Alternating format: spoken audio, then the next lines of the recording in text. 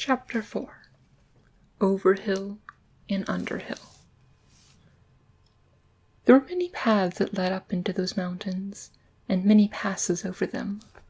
But most of the paths were cheats and deceptions, and led nowhere or to bad ends. And most of the passes were infested by evil things and dreadful dangers. The dwarves and the Hobbit, helped by the wise advice of Elrond and the knowledge and memory of Gandalf, took the right road to the right pass. Long after they had climbed out of the valley and left the last homely house miles behind, they were still going up and up and up. It was a hard path, and a dangerous path, a crooked way and a lonely and a long. Now they could look back over the lands they had left, laid out behind them far below. Far, far away in the west, where things were blue and faint, Bilbo knew there lay his own country of safe and comfortable things, and his little hobbit hole. He shivered. It was getting bitter cold up here, and the wind came shrill among the rocks. Boulders, too, at times, came galloping down the mountain-sides, let loose by midday sun upon snow, and passed among them, which was lucky, or over their heads, which was alarming. The nights were comfortless and chill, and they did not dare to sing or talk too loud, for echoes were uncanny, and the silence seemed to dislike being broken, except by the noise of water, and the wail of wind, and the crack of stone. The summer is getting on down below, thought Bilbo, and haymaking is going on, and picnics. There'll be harvesting and blackberrying, before we even begin to go down the other side at this rate. And the others were thinking equally gloomy thoughts, although when they had said goodbye to Elrond in the high hope of midsummer morning, they had spoken gaily of the passage of the mountains, and of riding swift across the lands beyond. They had thought of coming to the secret door in the lonely mountain, perhaps that very last moon of autumn, and perhaps it will be Durin's day, they had said. Only Gandalf had shaken his head and said nothing. Dwarves had not passed that way for many years, and Gandalf had, and he knew how evil and danger had grown and thriven in the wild, since the dragons had driven men from the lands, and the goblins had spread in secret after the battle of the mines of Moria. Even in the good plans of wise wizards like Gandalf, and of good friends like Elrond, go astray sometimes when you are off on dangerous adventures over the edge of the wild, and Gandalf was a wise enough wizard to know it. He knew that something unexpected might happen, and he hardly dare hope that they would pass without fearful adventure over those great tall mountains, with lonely peaks and valleys where no king ruled. They did not. All was well, until one day they met a thunderstorm.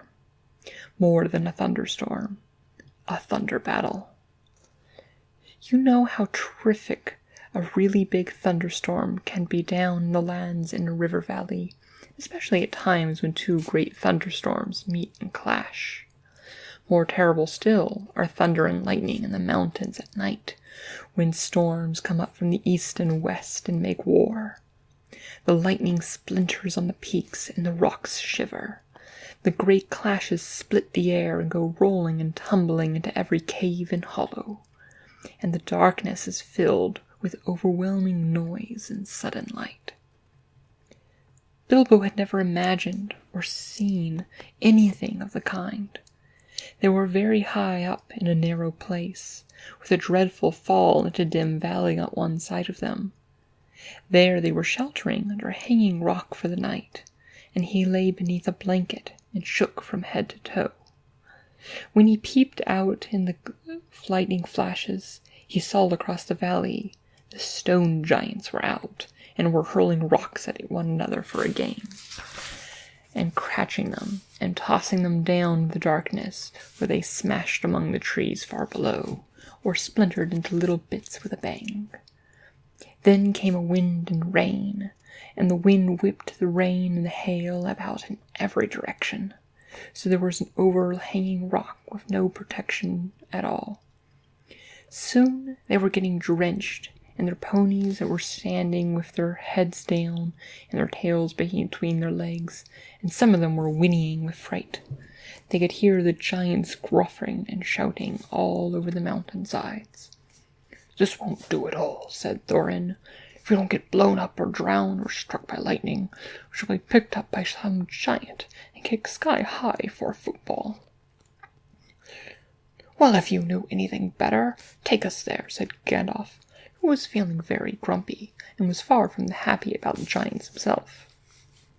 The end of their argument was that they sent Fili and Kili to look for better shelter. They had very sharp eyes, and being the youngest of the dwarves by some 50 years, they usually got these sort of jobs, when everyone could see that it was absolutely no use sending Bilbo. There is nothing like looking if you want to find something, or so Soren said to the young dwarves. You certainly usually find something if you look, but it is not always quite something you're after.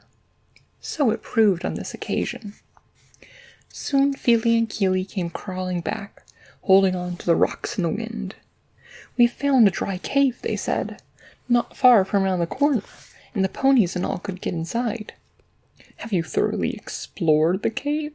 said the wizard, who knew caves up in the mountains were seldom unoccupied. Yes, they said, and though everyone knew they could not have been long about it, they had come back too quick.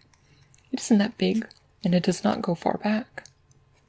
That, of course, is the dangerous parts about caves. You don't know how far back they go sometimes, or where a passage may lead to, or what is waiting for you inside. But Fili and Kili's news seemed good enough, so they all got up and prepared to move. The wind was howling and the thunder still growling, and they had business getting themselves and their ponies along. Still, it was not very far to go, and before long they came to a big rock standing out in the path. If you stepped behind, you found a low arch in the side of the mountain.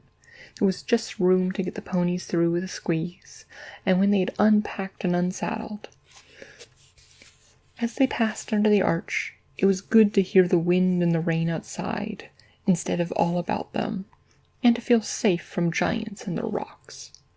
But the wizard was taking no risks. He let up his wand, as he did the day in Bilbo's dining room that seemed so long ago, if you remember, and by its light they explored the cave from end to end. It seemed quite a fair size, but not large and too large and mysterious. It had a dry floor and some comfortable nooks. At one end there was room for the ponies, and there they stood, mighty glad of the change, steaming and clamping with their nose bags.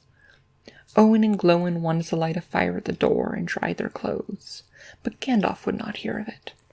So they spread out their wet things on the floor, got dry ones out of their bundles. Then they made their blankets comfortable, got out their pipes and blew smoke rings, which Gandalf turned into different colors and set dancing up on the roof to amuse them. They talked and forgot about the storm, and discussed what each would do with their share of the treasure, when they got it, which at the moment did not seem so impossible, and so dropped off to sleep one by one. And that was the last time they used the ponies, packages, baggages, tools, and paraphernalia they had brought with them. It turned out to be a good thing that night that they had brought little Bilbo with them after all. For, somehow, he could not go to sleep for a long while, and when he did sleep, he had very nasty dreams. He dreamed that a crack in the wall in the back of the cave got bigger and bigger, and opened wider and wider, and he was very afraid, but could not call out or do anything but lie and look.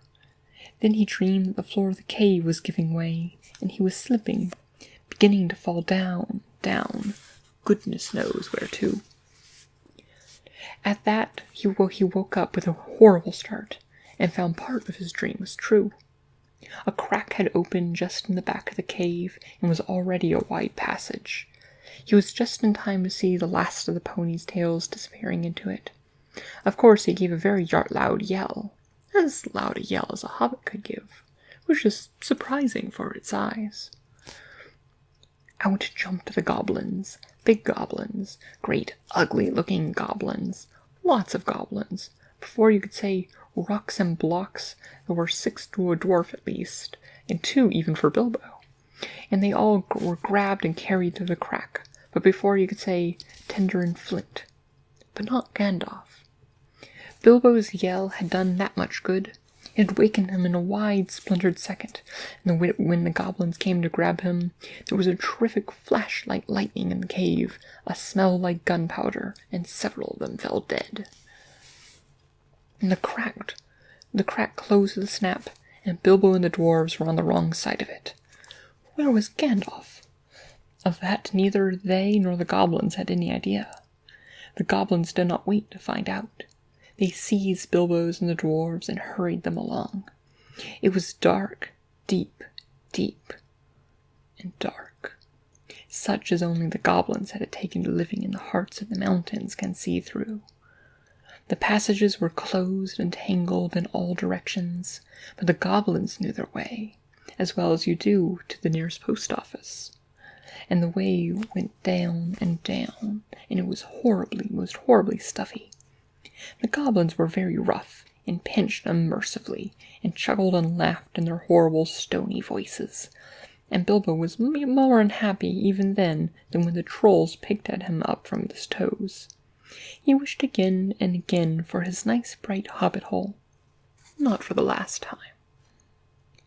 Now came a glimmer of red light before them.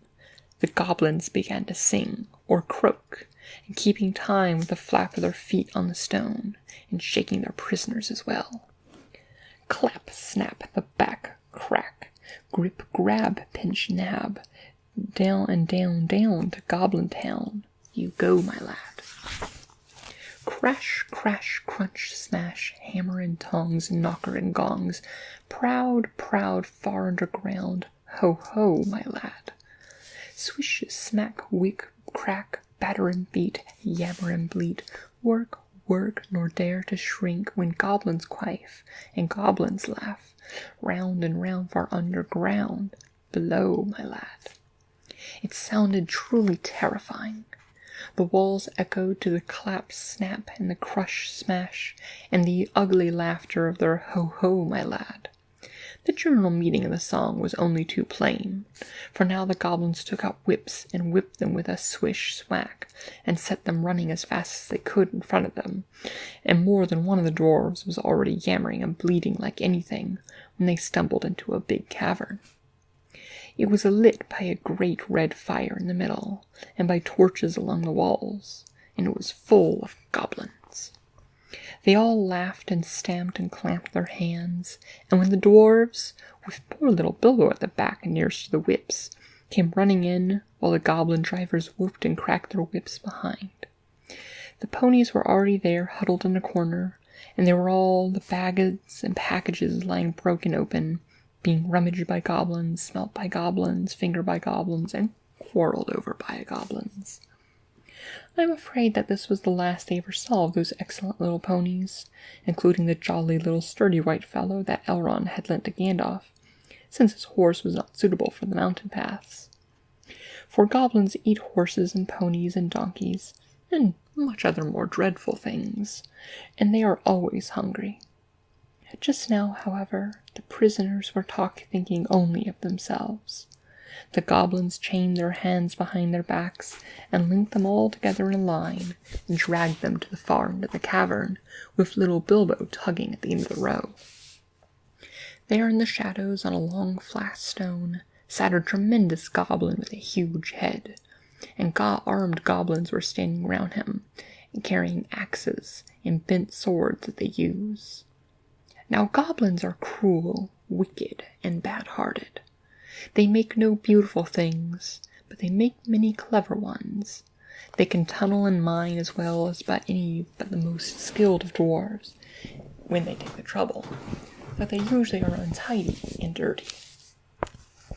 Hammers, axes, swords, daggers, pickaxes, and tongs, and other instruments of torture they make very well, or get other people to make them to their design. Prisoners and slaves that have to work till they die for want of air of light. It is not unlikely that they invented some of the machines that have since troubled the world, especially the ingenious devices for killing large numbers of people at once, for wheels and engines and explosions always delighted them. And also not working on their own hands more than they could help. But in those days and those wild parts they did not advance, as it is called, so far. They did not hate dwarves especially, no more than they hated everyone and everything, and particularly the orderly and the prosperous. And in some parts, wicked dwarves even made alliances with them. But they had a special grudge against Thorin's people, because of the war of which you've heard mentioned, but which does not help come into this tale. And anyway, the goblins don't care who they catch, as long as it's done smart and secret, and the prisoners are not able to defend themselves. "Who are these miserable persons?" said the great goblin. "Dwarves, and this," said one of the drivers, pulling up Bilbo's chain, and he fell forward onto his knees. "We found them sheltering on our front porch." "What do you mean of it?" said the great goblin, turning to Thorin. "Up to no good, I warrant. Spying on the private business of my people, I guess. Thieves, I shouldn't be surprised to learn. Murderers and friends of elves, not unlikely. Come, what have you to say?" "Thorin the dwarf at your service," he replied. It was merely a polite nothing. Of all the things which you suspect and imagine, we have no idea at all. We were sheltering from a storm in which seemed a convenient cave and unused. Nothing was further from our thoughts than inconveniencing goblins in any way whatever. That was true enough. Said the great goblin. "So you say. Might I ask what you were doing up in the mountains at all, and where you were coming from, and where were you going to? In fact, I should like to know all about you. Not that it will do you much good, Thorin Oakenshield. I know too much about your folk already, but let's have the truth, or I'll prepare something particularly uncomfortable for you." "We are on a journey to visit our relatives, our nephews and nieces, the first, second, and third cousins, on the other descendants of our grandfathers, who live on the east side of these truly hospitable mountains," said Thorin, not entirely knowing what to say at once at the moment, when obviously the exact truth would not do at all. "He's a liar." "Oh, truly tremendous one," said one of the drivers. "Several of our people were struck by lightning in the cave. When we invited these creatures to come below, they are dead as stones. And he has not explained this." He came out with the sword which Thorin had worn, the sword which came from the troll's lair. The great goblin gave a truly awful howl of rage when he looked at it, and all his soldiers gnashed their teeth and clashed their steels and stamped. They knew the sword at once. It had killed hundreds of goblins in its time, when the fair elves of Gondolin hunted them in the hills, or did battle before their walls. They called it Orcust, a goblin cleaver, but the goblins simply called it bitter. They hated it, and hated it worse any one who carried it.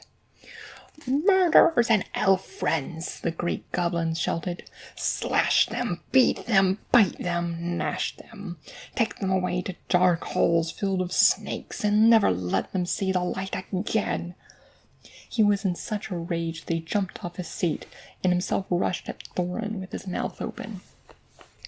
Just at that moment, all the lights in the cavern went out, and the great pyre went off, poof, into a tower of blue glowing smoke, right up to the roof, and the scattered piercing white sparks all among the goblins. The yells and yammerings, croaking, gibberings, and jabberings, howls, growls, and curses, shriekings and squeakings that followed were beyond description.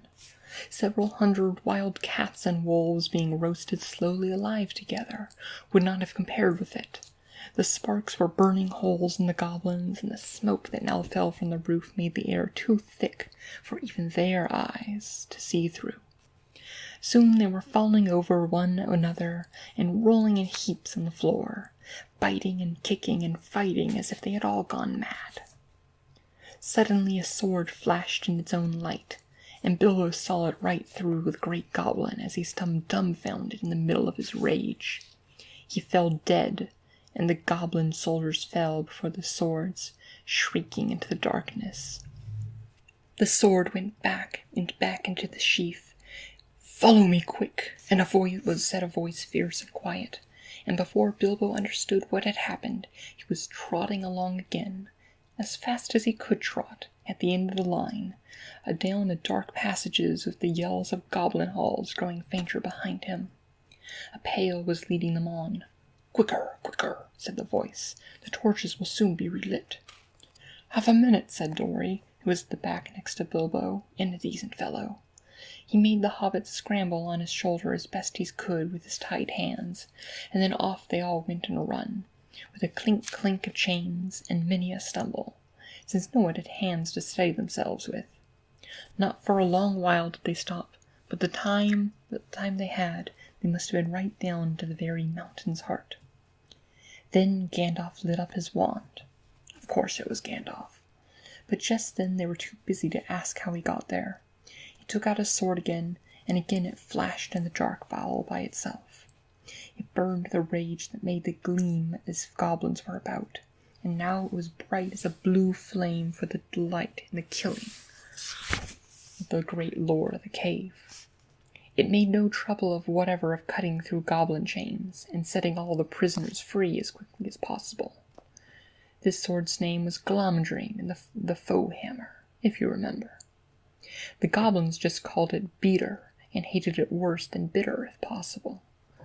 The goblins Orcus too had been saved, for Gandalf had brought him along with him as well, snatching it from one of the terrified guards.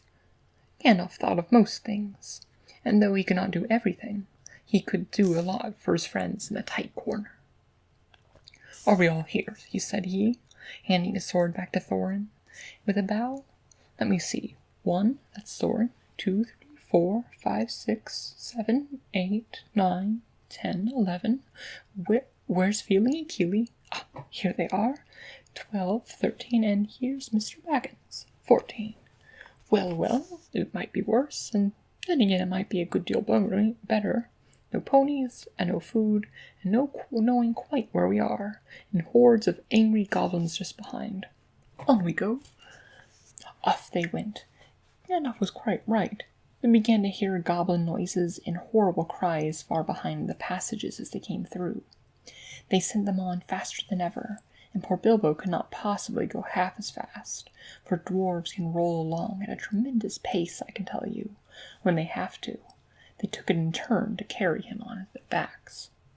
Still, goblins go faster than dwarves, and these goblins knew the way better. They had made the paths themselves, and were madly angry too, such so that when they could cross, the dwarves heard the cries and howls getting closer and closer. Soon you would hear even the flap of goblin feet, and of many feet that seemed to only just around the corner. The blink of red torches could be seen just behind the tunnel when they were following the hole, and they were getting deadly trialed. "Why, oh why did I ever leave my hobbit hole?" said Mr. Baggins, bumping down on Bombur's back. "Why, oh why did I ever bring a wretched little hobbit on a treasure hunt?" said poor Bombur, who was fat and staggered along with the sweat dripping down his nose in the heat and terror. At this point Gandalf fell behind, and Thorin with him. They turned a sharp corner. "About turn," he said. "Draw your sword, Thorin." There was nothing else to be done. The goblins did not like it. They came scurrying round the corner in a full cry, and found Goblin Cleaver and foe hammer shining cold and bright right in their astonished eyes. The ones in front dropped their torches and gave yell before they were killed. The ones behind yelled still more, leaping back, knocking over the ones that were still running after them. Biter and beat her, they shrieked, and soon they were all in confusion, and most of them were hustling back the way they came. It was quite a long while before any of them dared turn a corner. By that time the dwarves had gone on again, a long way on in the dark tunnels of the goblins' realms. When the goblins discovered that, they put out their torches, and they slipped on soft shoes, and they chose their very quietest runners with the sharpest eyes and ears.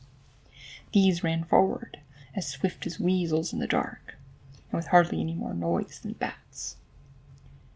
That is why neither Bilbo, nor the dwarves, nor even Gandalf heard them coming, nor did they see them, but they were seen by the goblins that ran silently up behind them, for Gandalf was letting his wand give out a faint light to help the dwarves as they went along. Quite suddenly, Dory, now at the back carrying Bilbo, was grabbed from behind by the dark. He shouted and fell, and the hobbit rolled off his shoulders into the blackness, bumped his head on a hard rock, and remembered nothing more.